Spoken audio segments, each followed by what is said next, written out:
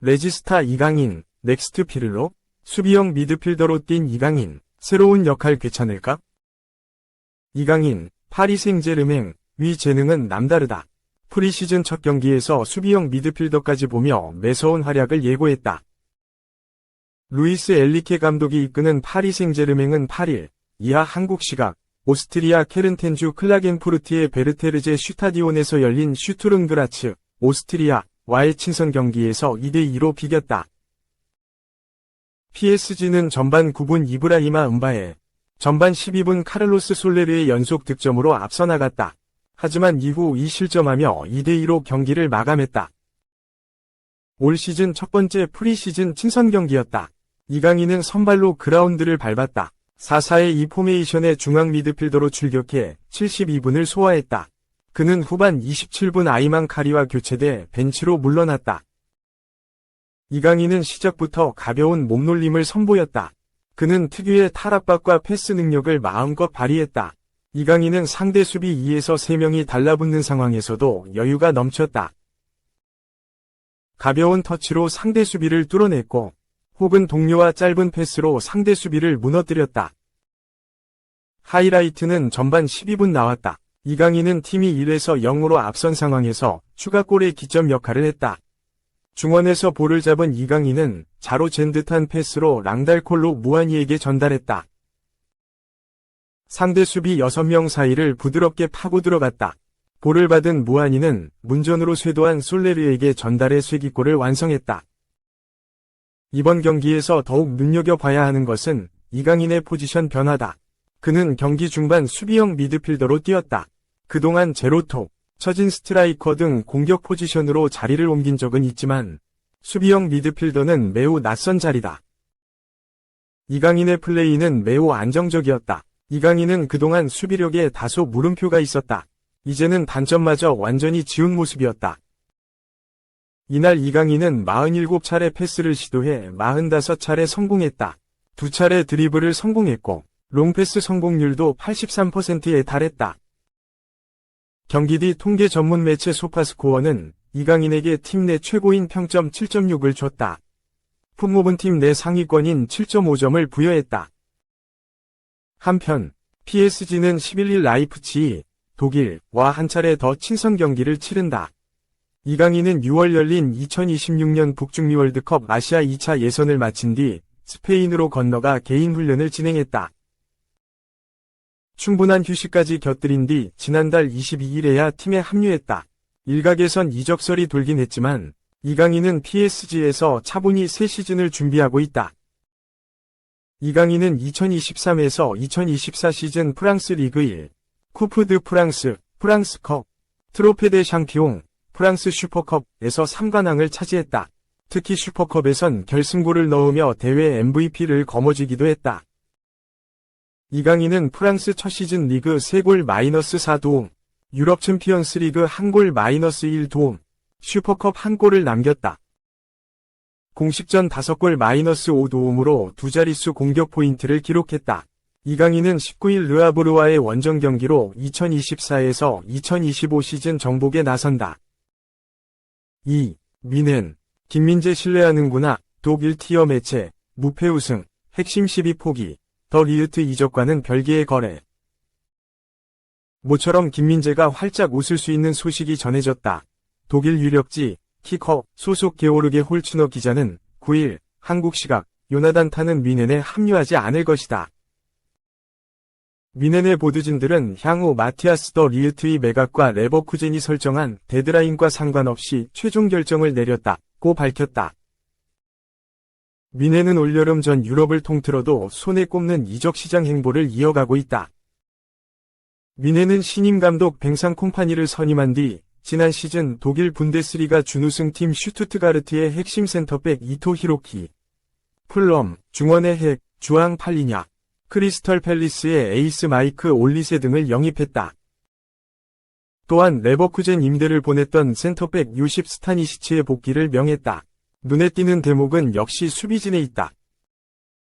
미넨은 이미 김민재를 필두로 더 리흐트, 에릭 다이어, 다요 우파메카노 등 수준급 센터백이 존재하는 상황에서 이터 스타니시를 추가했다. 여기에 뮌헨이 지난 시즌 레버쿠젠의 창단 첫 분데스리가 우승을 무려 무패 우승으로 장식하는데 혁혁한 공을 세운 타까지 구매하기 위해 최선을 다했다. 문제는 지난 시즌 우승을 맛본 레버쿠젠이 좀처럼 타의 이적을 허용하지 않았다는 점에 있다. 레버쿠젠은 수비진의 중심인 타에게 거액의 가격표를 붙였고 뮌헨은 난색을 표하며 협상은 지연됐다. 그리고 결국 뮌헨은 레버쿠젠과의 계약이 1년 남은 타의 이적료를 무리하게 설정하는 작업을 포기했다. 스카이 스포츠 독일은 뮌헨이 타를 원하고 타도 뮌헨을 원하고 있다. 하지만 뮌헨은 아직 레버쿠젠에 공식 제안을 건네지 않았다 라며 레버쿠젠이 데드라인을 설정했다고 보도했다. 매체는 타의 이적은 확실히 나쁜 방향으로 전개되고 있다.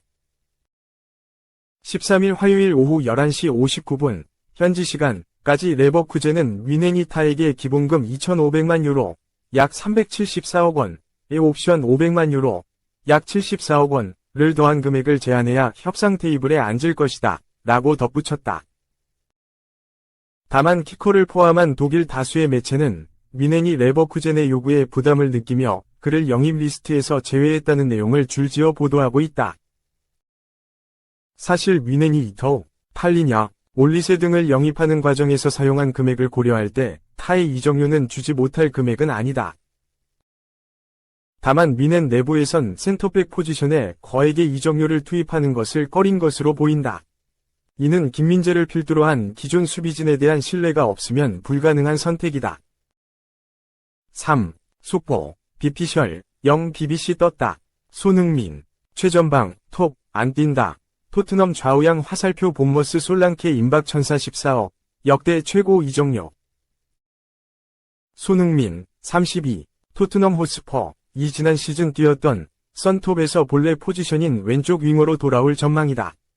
본머스에서 9번 공격수 도미닉 솔랑케 영입에 상당히 근접했다.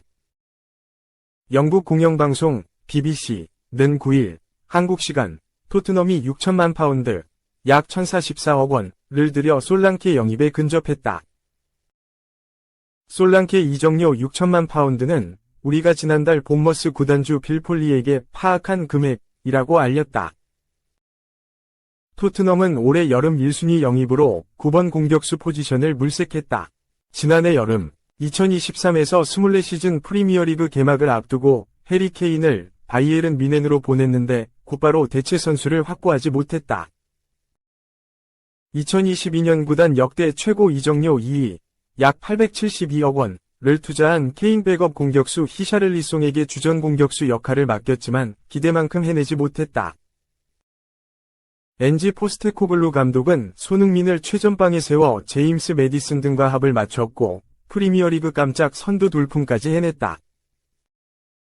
하지만 임시 방편에 불과했던 손흥민 톱은 100% 파괴력을 보이지 않았다. 10월 이후 주전급 수비들 줄부상으로 뒷문이 흔들린 것도 있었지만 상대팀의 손흥민 톱 움직임과 토트넘 공격 패턴이 읽혔다. 손흥민은 아시아 축구연맹 아시안컵 이후 돌아온 후반기에 선발로는 9번 자리에 위치했다가 후반전 왼쪽 윙어로 뛰는 포지션 변화를 가져갔다. 후반기 토트넘 경기력이 들쑥날쑥하자 현지 몇몇 팬들은 손흥민은 톱이 아니다 라고 비판했다. 손흥민은 최전방에서 토트넘 역대 최다 득점 2위, 개인 통산 4번째 10골 -10도움 클럽에 가입하며 톱 클래스 존재감을 보였지만 2024에서 25시즌을 앞둔 포스테코글루 감독에겐 확실한 9번 공격수 영입이 가장 큰 과제였다.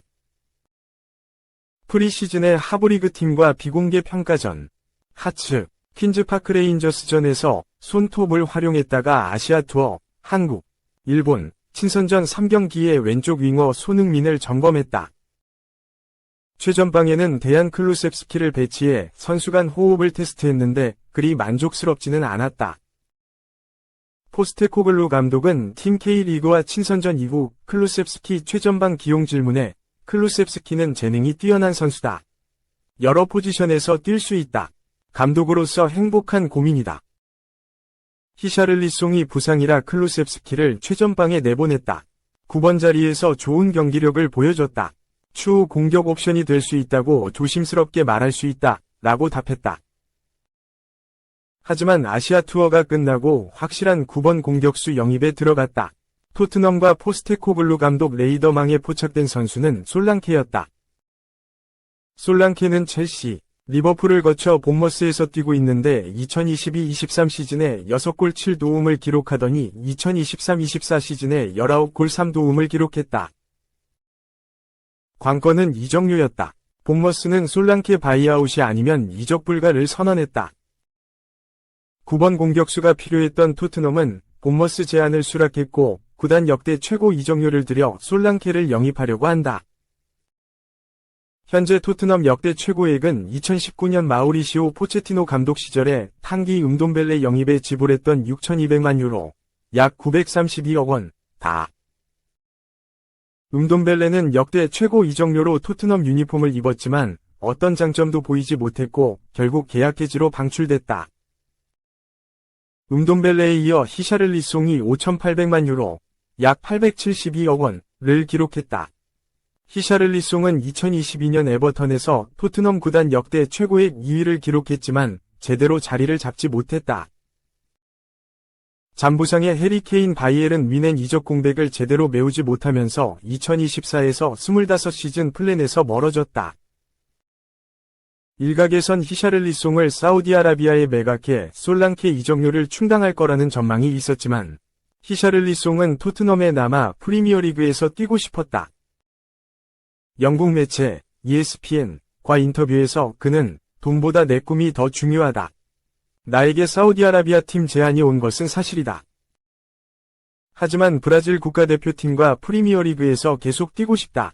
사우디아라비아 팀 제안을 거절하기로 결정했다. 라고 말했다. 영국 공영방송 BBC는 솔랑케는 지난 시즌 총 21골을 넣었다.